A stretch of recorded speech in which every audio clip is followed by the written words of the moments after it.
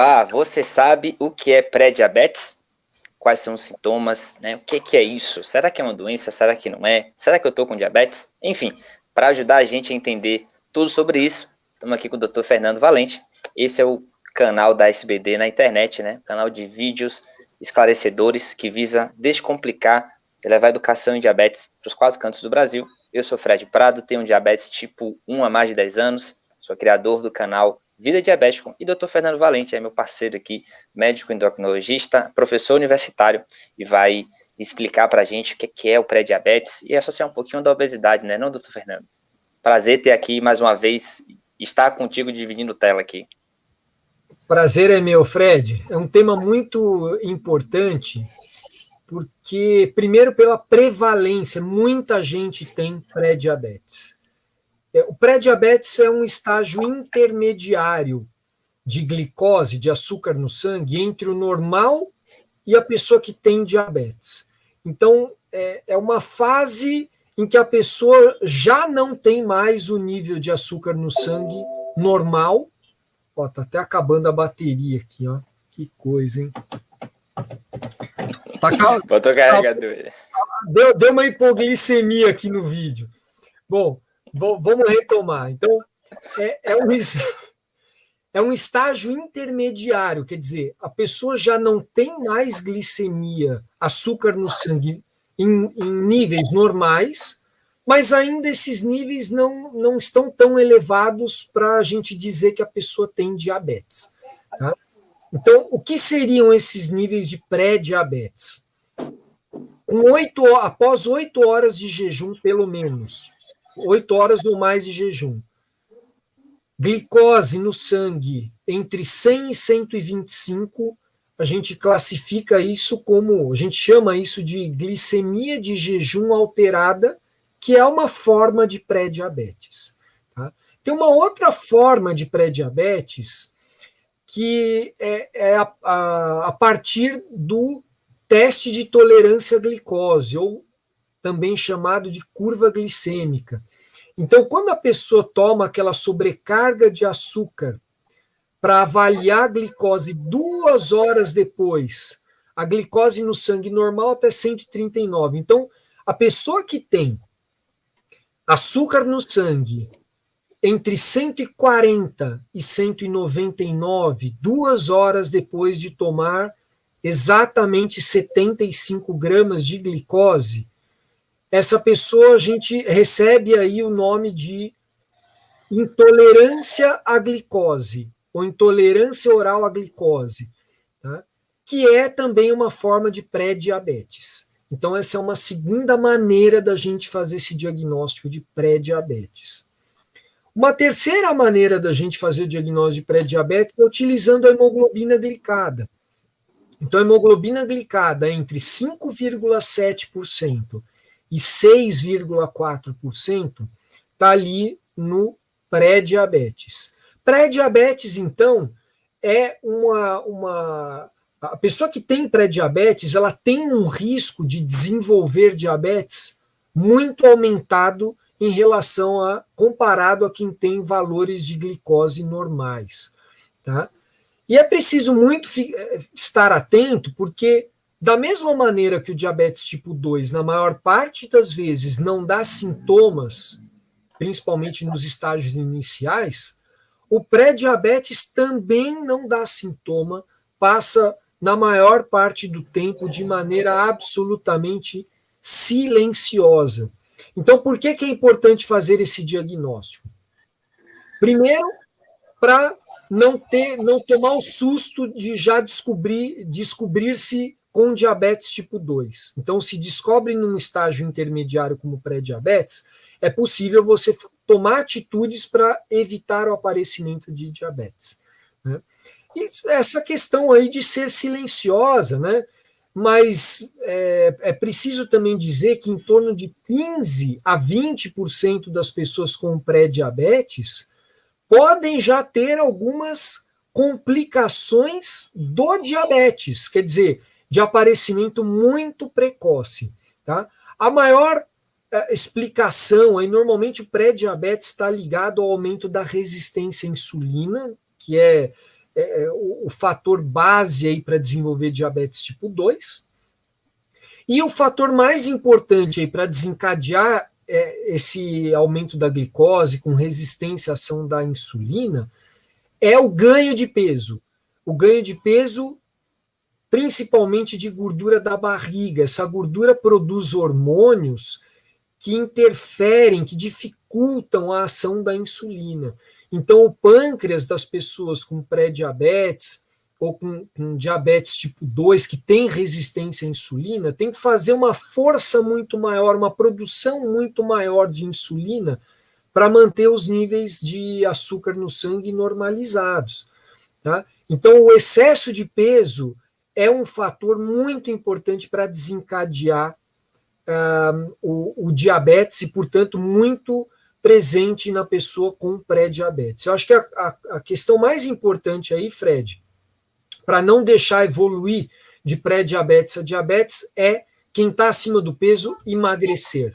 Mesmo que a pessoa não normalize o peso, para cada 1 quilo de peso que a pessoa perde, a gente consegue uma redução de risco em torno aí de 16% nesse risco de desenvolver diabetes tipo 2. Ficou claro? Surreal, né? Ficou claríssimo. E eu gosto de associar sempre com um sinal, né? É um sinal de alerta, é aquele sinal amarelo, né? O pré-diabetes é para mim um pouco assim, né? Falar, opa, se você não mudar os seus hábitos, né? Seja fazer através de atividade física, de uma alimentação mais saudável, de às vezes dormir melhor, né? De se estressar menos, né? Ter uma inteligência emocional maior, liberar menos cortisol no corpo, né? De alguma forma melhorar esse fluxo do açúcar, né? No seu organismo. Se você não melhorar isso, você vai evoluir para ter um diabetes tipo 2. E aí você vai precisar tomar medicação, etc. Mas o mais importante disso tudo é entender que precisa mudar hábitos, né? Estou com pré-diabetes, estive lá, fiz lá esses exames, percebi que eu estou com pré-diabetes, opa, preciso realmente mudar os hábitos. Porque se você continuar fazendo as mesmas coisas, provavelmente você vai continuar evoluindo para ter o diagnóstico aí. E aí me lembrei de uma coisa que você falou, né?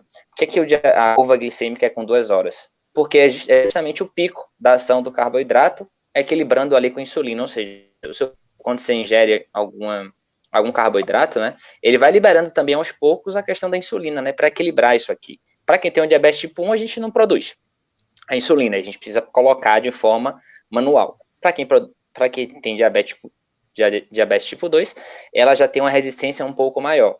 E aí, exatamente, quando o corpo não produz a quantidade satisfatória, né, isso aqui fica muito desequilibrado. Por isso que a glicemia sobe mais do que a quantidade de insulina lá. E você pode até falar um pouquinho mais sobre isso. E aí lembrei de uma parada que muita gente fala. Eu tô com pré-diabetes e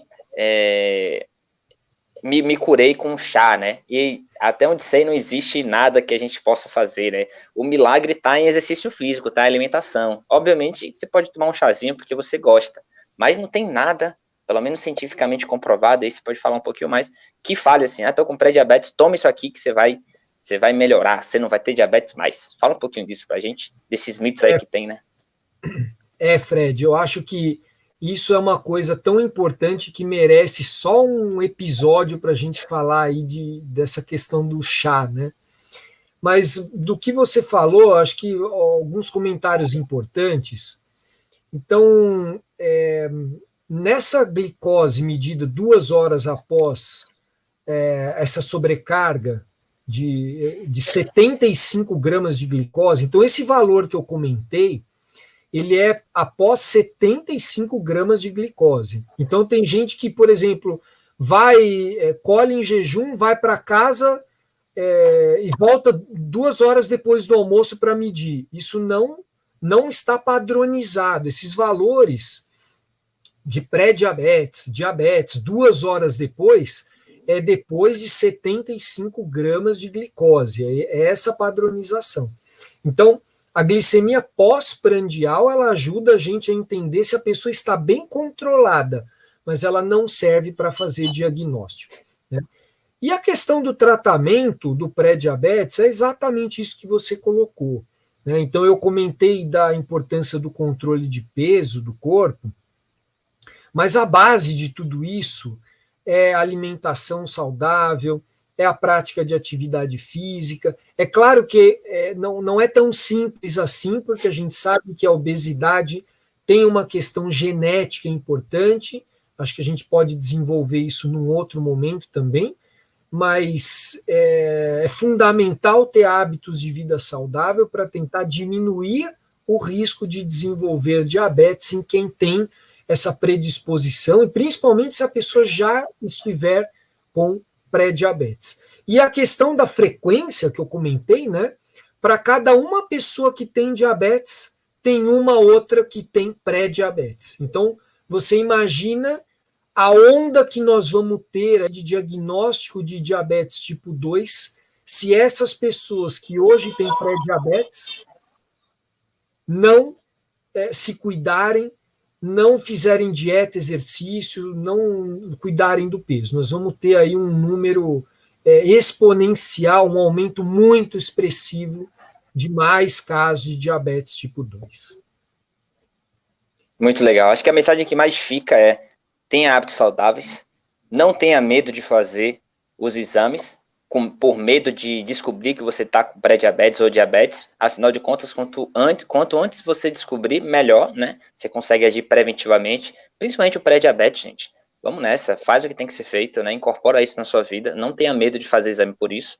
E a gente sabe que um dos grandes problemas é que não tem um diagnóstico no tempo certo, a pessoa deixa chegar no estado mais crítico, né? Eu brinco que é tipo você vai ao dentista só quando o dente começa a doer.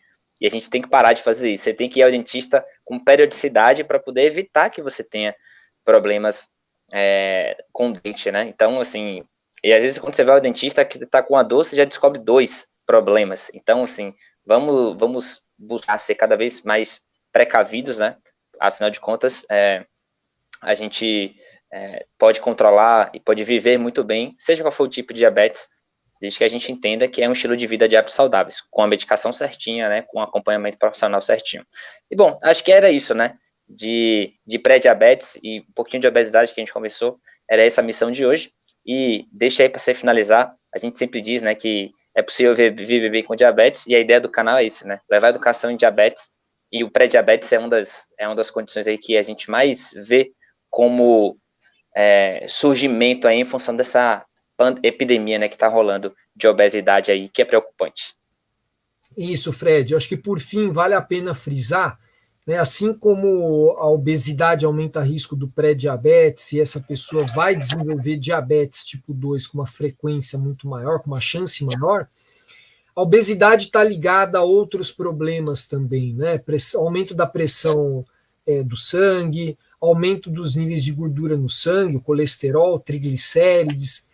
Então, se a pessoa tem algum desses problemas, triglicérides alto, pressão alta, gordura no fígado, ácido úrico alto, são todos problemas ligados ao acúmulo de gordura aumentado na barriga, né? Então a gente precisa ficar atento, e essas são as pessoas com maior chance de desenvolver diabetes. Se essa pessoa tem alguma dessas patologias, dessas doenças, juntamente com pré-diabetes, a chance de evoluir para diabetes é muito maior. Então, mais uma vez, é possível prevenir, viver bem com diabetes é uma escolha, né? Mas quem tem pré-diabetes ainda é possível reverter. Então, ainda tem essa chance de se instituir hábitos de vida saudáveis precocemente, conseguir evitar o desenvolvimento de diabetes. Valeu. Doutor Fernando, mais uma vez, obrigado. E, galera, acompanha a Maravilha. gente aí, vários vídeos que estão rolando aqui no canal, né? Acompanhe, se eduque e coloque em prática, né? Aprenda muito e coloque em prática na sua vida, gerando transformação. Valeu! Tchau, tchau.